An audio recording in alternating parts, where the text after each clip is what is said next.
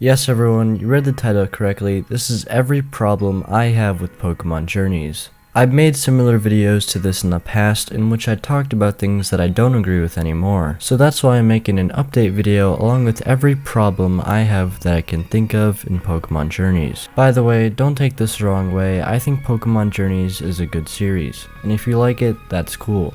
I'm not trying to kill you if you happen to like Pokemon Journeys. However, if you disagree with anything that I have to say, you can let me know in the comments what your thoughts and opinions are on the series. And if you really disagree, don't try to force an opinion or tell me or others to change ours. We all have our own opinions, so let's be respectful of that. Also, like this video to prevent Goh from catching Arceus. Trust me, it really works. Anyways, let's start off with the small problems first, and then we'll gradually make our way up to the bigger problems in Pokemon Journeys.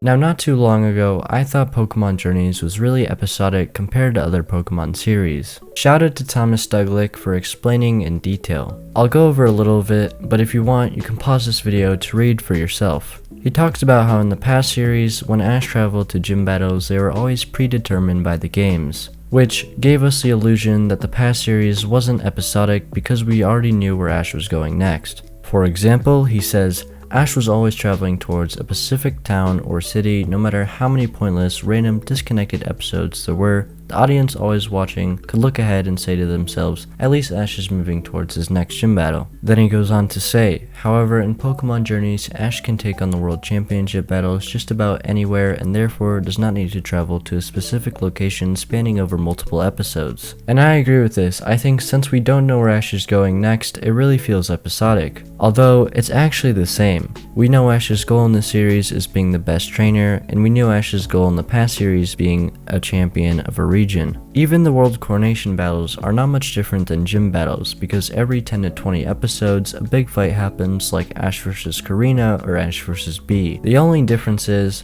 we don't know where or when he's gonna battle. Thomas also makes a very good comparison between the Johto series and Journeys. If you thought Journeys fillers are bad, the Johto series has over 70% filler episodes. Overall, this video isn't meant for me to be defending Pokemon Journeys, so let's get into the reason I put it on this list. The only thing that bothers me, even though at their core, Journeys and the past series are the same, the narrative is still unclear. Now yes, by saying that, I'm literally going against the thing I brought up in the first place, however, I think it's less of a problem and more of something to get used to. Again, this is just personal, and it's why it's on the bottom of the list.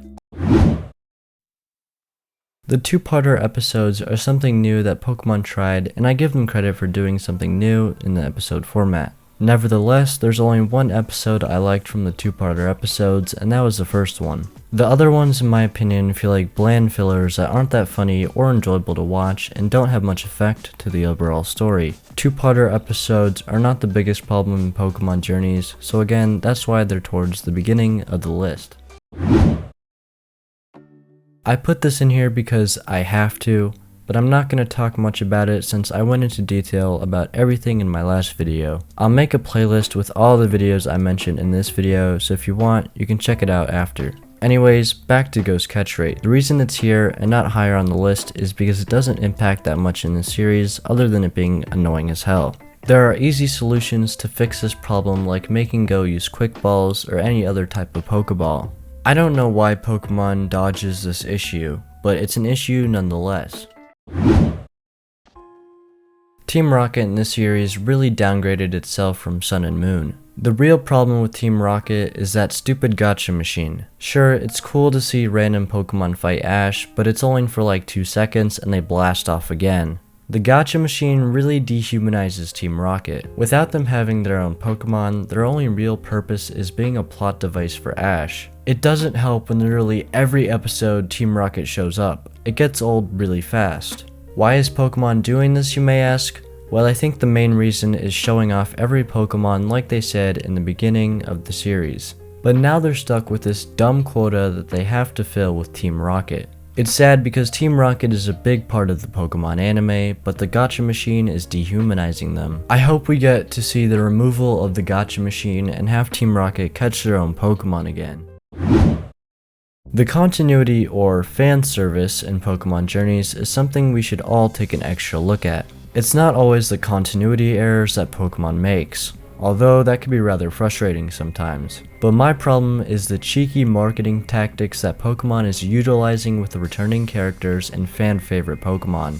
If you're a new viewer of Pokemon, this doesn't really affect you, but if not and you've watched this series before, then tell me what your top 3 favorite episodes are. Take a second to think of your top 3 favorite episodes in Pokemon Journeys, maybe even pause this video and write a comment. Well, whatever your top 3 favorite episodes are, I am willing to bet that at least one of your favorite episodes is when a character from the past returned or an episode where Ash caught a Pokemon. One of my favorite episodes was the battle between Ash versus Karina because she was a returning character and Ash was using Dragonite and Gengar. But anyway, my point is Pokemon knows that many old viewers may come back for an episode like that. Although you may ask, then what's the problem? Well, the problem lies deeper than you think. The truth is, Pokemon doesn't care whether or not a past character or Pokemon comes back. But if it spikes viewership, then they will care. Which can lead to lazy writing and oversaturation. Lazy writing meaning they don't care, and oversaturation meaning too many cool but unnecessary popular things. Like, did Chloe really need to catch an Eevee, or did Goh really need to catch a Suicune that soon, or did the darkest day need to happen right away, or blah blah blah, you get the point. Either way, marketing isn't a really big problem as of now, but it can definitely become one, so that's why it's on the list. Very recently, we have been struck with a horrible disease called off-screen battles. This allows Pokemon to rank Ash up in the World Coronation series without letting us see his progress. Like, if Pokemon is now skipping Ash's battles for the sake of time, it tells you a lot about where we are. Sure, we still get to see big battles and journeys, but the whole purpose of the World Championships is seeing Ash rank up. Not saying, yeah, well, he's rank 170 now. Why? Because he fought other people, duh. We're just not going to show him fighting other people for the sake of Goh catching all his Pokemon. This leads perfectly to my next topic.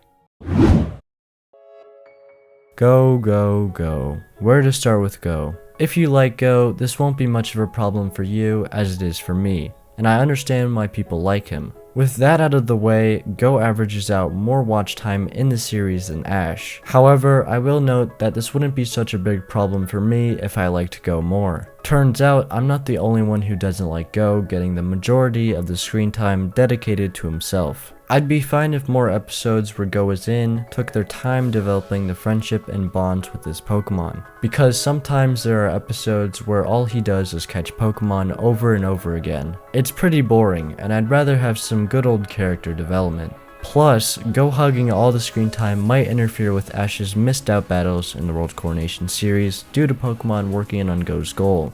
Anyways, that's just my opinion. Moving on. The unfair Pokemon screen time is a problem now, but in the future, I don't think it'll be as bad. Regardless, it's a big deal. Of course, I'm talking about Ash's team here, but I get why Goh doesn't use all his Pokemon because that would be stupid. Ash's Pokemon team is really cool, and it's a shame we only get to see Pikachu and Lucario and sometimes Sirfetch'd. I mean, I'll give Pokemon the benefit of the doubt. I think they're doing great with Sirfetch'd so far, but what about Ash's other team? What about Gengar, whose last fight was against Karina in episode 25, or Dracovish, who literally hasn't done anything since it was caught? At least Dragonite will get an epic fight soon against Iris. But why have they separated these moments so far apart from each other? It just doesn't add up. As I said, it seems the Pokemon writers are trying to fix this, although I wish it never had to come like this in the first place. Yeah, I consider this to be an inadequate problem. Pretty much everything in the series takes place in Kanto, and for a series where you were told that Ash was going to travel all regions, it's pretty disappointing to say the least. And why is their HQ in Kanto and not in Galar? Wouldn't it be better if they were in Galar so they could be closer to Galar type stuff? Isn't the anime made to promote the newer games and not their past games? In all honesty, it feels like Pokemon would rather spend their time to try and please the original fans and not the newer fans while simultaneously breaking all original trends. I can only hope Ash and Goh will travel somewhere else for a while instead of Kanto. Now we're on to the large problems, and these are the biggest frustrations with Pokemon, in my opinion. Just want to say that for the 1 millionth time. I've been saving Gohs Goal until now because there's a lot of meat to be unpacked. Firstly, I think Gohs Goal to catch all Pokemon is the biggest goal anyone has ever had other than Ash, but the large problem lies between the actual realism of this goal. In the games, this is a daunting task to complete on its own, because well, you're catching every single Pokemon, of course it's going to take time. While doing this in the anime, it will take even longer, making the task almost undoable. Here we are though, watching a 10-year-old kid catch literal gods. It's not only the realism of this goal in the anime, but the effect it's having on everything else. Since this is such a big duty, Pokemon has to put aside other things like development for the sake of working towards this never-ending goal to catch all Pokemon. If Goh's goal was something like, I have to catch 100 Pokemon and then catch Mew, that would be a lot better. Because Goh will get the experience he needs catching Pokemon, and it's something doable and more realistic. So yeah, I would like to see this goal dropped because it's over the top. I mean, what were they thinking when they said, yeah, hey, let's make a 10-year-old kid catch every Pokemon so we can say we showed off all the Pokemon in one series. Wow, great idea, Bill! Anyways, that's all I can really say for Goh's goals. I hope again Goh reconsider catching every Pokemon. So I think in a past video, I thought Journeys didn't have many fillers, but now Journeys has tons of fillers. I know every series has some filler, but this series is on another level of filler. They're mostly bland old fillers that do nothing but waste time and help go towards his goal. Should it be this far up on the list? Probably not, although I will say filler episodes are the worst, especially if they're badly timed. However, I do want to say, I think this is one of those things that'll go away later, maybe during the World Coronation series, as I don't think we will always have this much filler. Goh Being Rushed is one of the biggest problems I have with Pokemon Journeys without a doubt. Again, I won't go into much detail on Goh's things since I have plenty of videos explaining exactly this. Nonetheless, I'll sum it up for you in one sentence. Goh caught a legendary Suicune in 50 episodes of a Pokemon series. But seriously, Goh is so rushed. He went from a noob to a pro in the shortest amount of time in the history of time. Goh's a great battler. Goh catches more Pokemon than you can even remember. Goh catches Pokemon instantly. And I'm sure I'm leaving some out, but you understand hopefully what I'm trying to say. He went from a total beginner to a total pro real fast, and this is decreasing his character as he is less relatable, as if he is a god at everything he touches. So far the series is a mess when it comes to the plan, or setup I guess you could say, of this series. Don't get me wrong, most of this series sounds cool on paper until it's actually seen, and then it's like, ugh. You know, like the gacha machine or traveling to all the regions, except it's mainly Kanto. Heck, even Goh's Goal sounds interesting. It's the lack of real focus or direction they want the show to go in. Like, they want to develop Goh, but then there's Ash who wants to take on the toughest trainer in the world. There's just so many things going on all at once, it's quite confusing to know the real objective. Anyways, this was a long video to make, so if you haven't liked yet, then what are you doing? And if I missed any problem in this series, or just something you want to inform me on, then make sure to comment down below. I have a great feeling this is going to be a really interesting comment section. Also, if you want, here's a custom playlist made for you to check out all the videos I mentioned. Make sure to give them a watch. So I hope your day is going just as good as mine, if not better, and I will see you guys in the next one. That's a wrap.